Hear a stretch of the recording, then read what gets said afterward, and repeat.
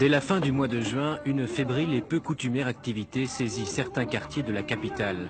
Pendant un mois, juste avant la tombée du jour, il y a toujours une famille marocaine qui met la dernière touche à la maison roulante qui la ramènera au pays. La formule semble immuable. Chaque été, la famille entière retourne au Maroc pendant un mois. Les plus riches le font en avion, la majeure partie en voiture. La famille Moussa n'échappe pas à la règle. En cette fin juillet, pourtant, Mohamed Moussa peut envisager pour la première fois ce voyage comme une formalité. À 53 ans, 7 de ses 8 enfants sont mariés. Il peut donc jouir d'un confort longtemps désiré.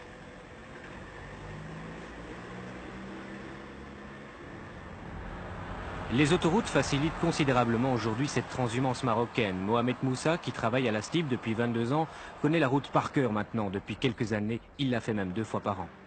24 heures après son départ, la famille Moussa a parcouru près de 1200 km. Il en reste 1400 jusqu'à Algeciras, porte du Maroc. C'est très fatigant.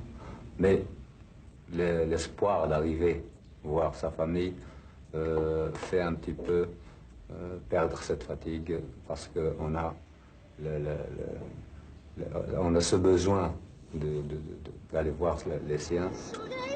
Pour nous, tout ce qui est du même village est pour nous une famille et on leur doit cette visite parce que même dans notre conception religieuse, c'est une des choses les plus primordiales, c'est de rendre visite aux siens.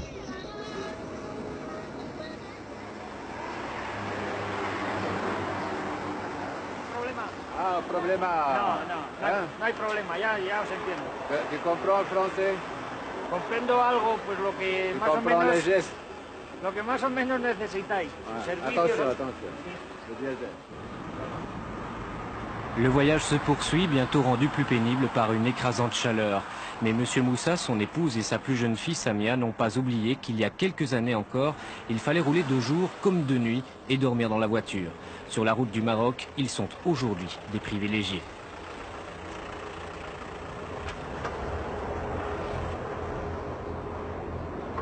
Bien entendu, il faut se reposer. Mais il y a beaucoup de familles qui ont encore beaucoup d'enfants en bas âge. Prenons par exemple mon cas. Quand j'ai 8 enfants. Quand ils avaient de 10, de 15 à 8 mois, j'étais obligé de vivre dans la voiture. Maintenant, je peux même me permettre d'acheter une petite voiture, d'aller dans l'hôtel, d'aller dans des restaurants, vraiment vivre ce que je n'ai pas pu faire il y a 10 ans. Les raisons qui poussent les Marocains chaque année sur la route d'Algeciras sont multiples et derrière elles se profile déjà un fossé entre les générations. Ma génération retourne tous les ans parce qu'on se dit aussi dans notre tête que quand on sera pensionné, quand on sera vieux, comme je parlais un peu de culture, je serai beaucoup plus accepté en tant que personne âgée dans mon village que ailleurs. Nous inculquons à nos enfants de faire de même, mais nous savons bien que si nous disparaissons, nos enfants peut-être viendront de temps à autre, mais ce n'est pas sûr. Mais nos petits-enfants, cela, il ne faut même pas y compter dessus.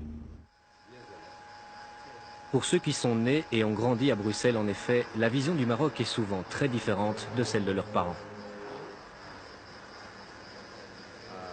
Combien de kilomètres Sevilla? Sevilla, 100 kilómetros. 100 kilomètres. 100 kilómetros. Samia a presque 18 ans. Elle fait ce voyage depuis qu'elle a 8 mois. Bientôt Algeciras, quelle impression ça va vous faire d'être sur le bateau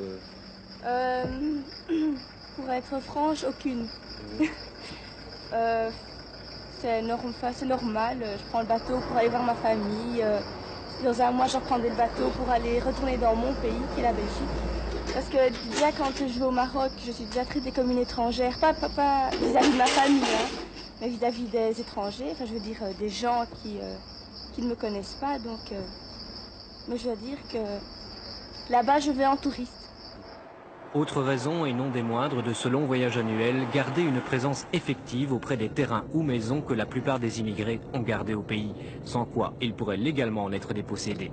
Les Espagnols l'ont bien compris et la région d'Algésiras vit largement du passage des Marocains. Après quelques centaines de points de vente de tickets pour la traversée, c'est l'arrivée au port, 2600 km de route au bout de laquelle certains arrivent de justesse, et puis l'attente. Là-bas, de l'autre côté de la Méditerranée, c'est Outa à 1 heure de traversée et Tanger à 3 heures. En ce 31 juillet, plus de 1500 véhicules attendent déjà leur tour. Ils font pourtant partie de la première fournée. Le grand départ a eu lieu seulement une quinzaine d'heures auparavant. La famille Moussa embarque donc après 2 petites heures d'attente vers ses rêves, ses obligations ou ses amis. Mais la transhumance marocaine ne se passe pas sans mal. Après avoir vécu des week-ends entiers de paralysie, la ville d'Algésiras a décidé de réagir cette année. Dès le soir du 31 juillet et pendant les 3 jours qui suivent, l'entrée de la cité portuaire est interdite aux Marocains. La garde civile les canalise dans des campements d'attente. La Croix-Rouge espagnole délègue ici une équipe de chacune des grandes villes du pays. Sur le parking d'attente du port, 5000 voitures attendent déjà d'être digérées. En 48 heures, près de 25 000 véhicules se présenteront aux portes d'Algésiras qui feront, à la fin de ce mois, le trajet inverse.